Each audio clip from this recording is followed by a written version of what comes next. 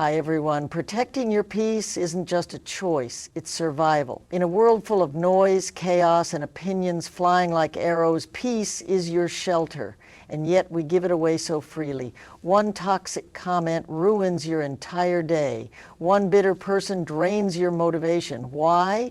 Because we let them in too easily. You see, peace isn't something you stumble upon. It's something you build, brick by brick, boundary by boundary. You protect it like your home. You wouldn't let a stranger walk in and start breaking things, would you? Then why let someone disturb your mental space like that? Sometimes the most toxic people come dressed as friends, coworkers, or even family. They mask their negativity as truth, their control as concern, and their sarcasm as just kidding. They'll criticize your dreams, question your progress, and downplay your efforts. Not because you're doing wrong, but because they can't handle your light. Your growth reminds them of their stagnation. So what do? You protect your peace like your life depends on it. Because in a way it does. Let's say you're working hard on a goal, a business, a fitness journey, your own mental healing. Along comes someone who laughs at your pace, doubts your results, or mocks your vision. You don't argue. You don't try to win them over. You just take a breath, smile, and close the door. That's not cruelty. That's clarity. Protecting your peace means learning to walk away from things that are not for you, not because they're evil, but because they're not aligned with your growth. It means being okay with being misunderstood, not explaining your every decision, and no longer giving front row access to people who only show up to throw stones. You become intentional. You start spending time with people who fuel you, not drain you. You choose environments where your spirit feels safe, not judged. You learn that peace doesn't mean everything's perfect. It means your mind and heart are not at war anymore. And once you taste that kind of peace, trust me, you'll never let anyone steal it again. Silence is not weakness. It's not surrender. It's strategy. In a world where everyone's shouting to be heard, the person who chooses silence holds the real power. Because silence doesn't mean you didn't understand. It means you understood enough to know it's not worth your energy. Toxic people want a reaction. That's their fuel. They provoke, they poke, they throw little jabs just to see you break. They want you angry, defensive, explaining yourself, because the moment you engage, they win. The moment you respond, you've given them what they came for, your attention, your peace, your time. Imagine someone at work constantly belittles your ideas in meetings. You feel it, the urge to clap back, to prove them wrong, to say, look who's talking. But what happens next? You go back and forth, tension builds, others get involved, and by the end, you're emotionally drained and they've pulled you into their mess. Now picture this instead. They speak, you smile slightly and say nothing. You keep working, stay focused, and let your results speak louder than your words ever could. That's not silence out of fear, that's silence out of self-respect. There's a kind of dignity in not reacting. It shows you're in control of your emotions. It shows maturity, and more than anything, it shows that you're not willing to lower your standards to match someone else's chaos. Silence is also your time to observe. When you stop talking, you start seeing. You notice patterns, intentions, insecurities in others. You start to understand who's worth your voice and who isn't. Some people argue not to understand you, but to twist your words. And when you're silent, they're left with nothing to spin.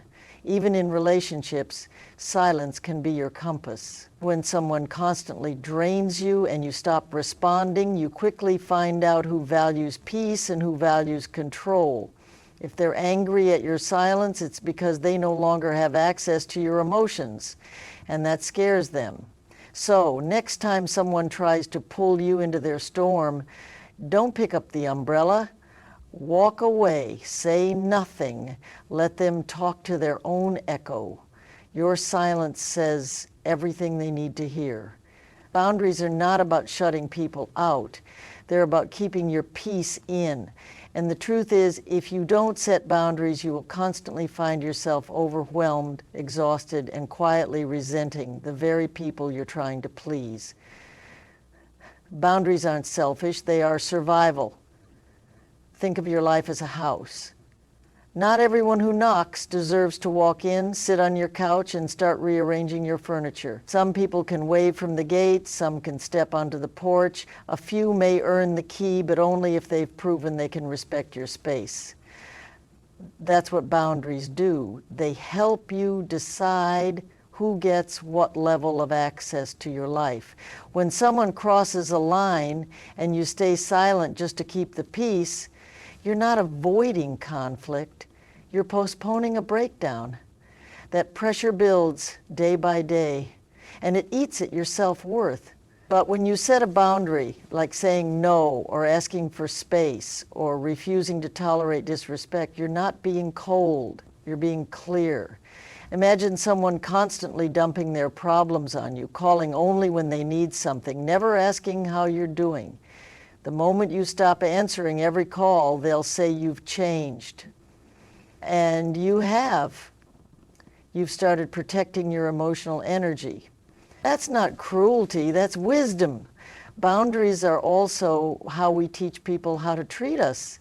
If you allow people to interrupt you, they will. If you let someone speak to you with disrespect, they'll keep doing it. But the moment you calmly say, I'm not okay with that, you shift the dynamic.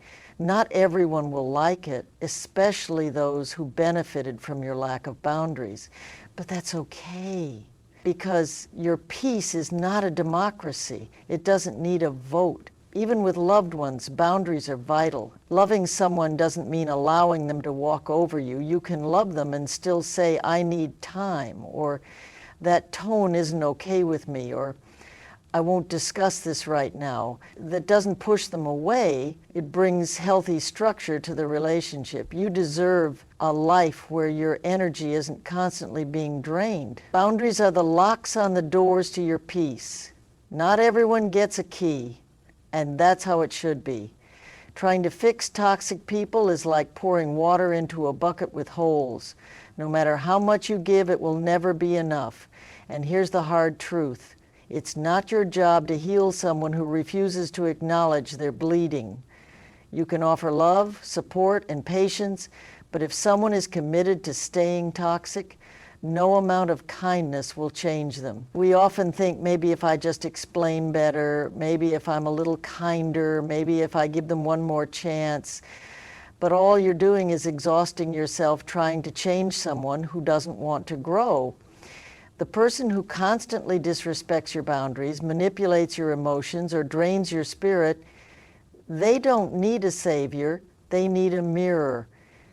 The moment you stop trying to fix toxic people, you begin to fix yourself.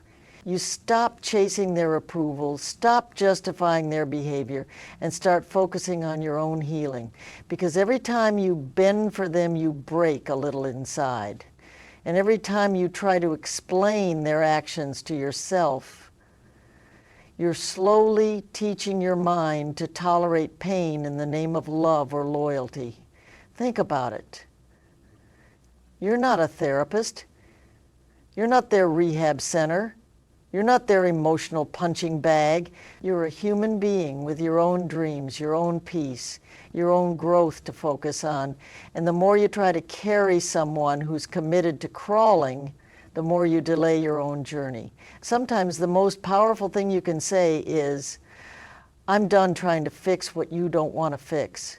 Not in anger, not in revenge, but in clarity.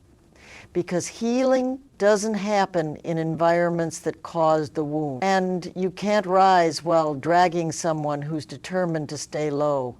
It's okay to walk away. It's okay to stop explaining. It's okay to say, this is not mine to carry. Let them figure it out on their own. That's how they'll grow, not by your constant saving, but by facing the consequences of their own behavior. The smartest way forward isn't fixing them, it's freeing yourself.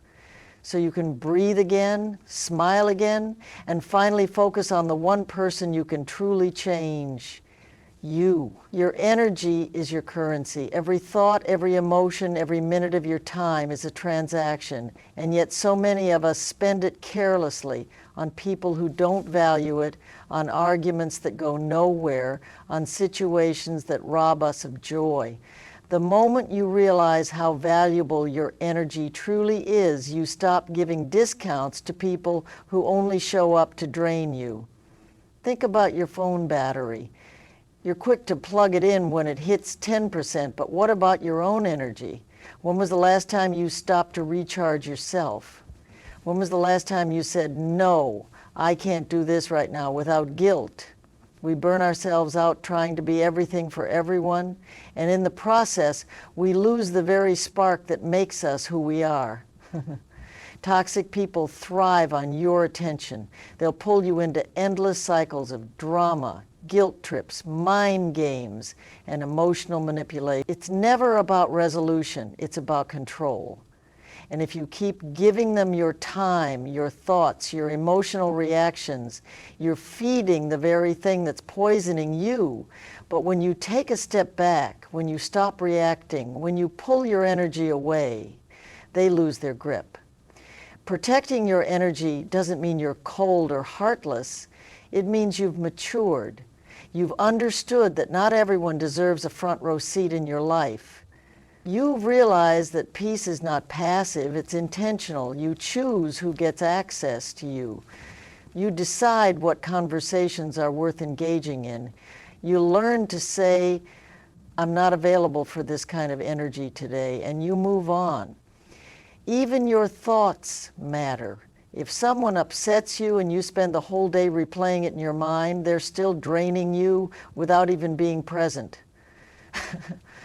That's how powerful your energy is. And that's why protecting it is not just about who you surround yourself with, but also what you allow to live rent-free in your head. So start treating your energy like the priceless resource it is. Give it to growth, to joy, to purpose. Let it flow into things that inspire you, uplift you, and push you forward. Because once you start honoring your energy, your entire life begins to change. The hardest lesson you'll ever learn is that sometimes closure doesn't come wrapped in a conversation or an apology. It comes in the quiet decision to move forward without one.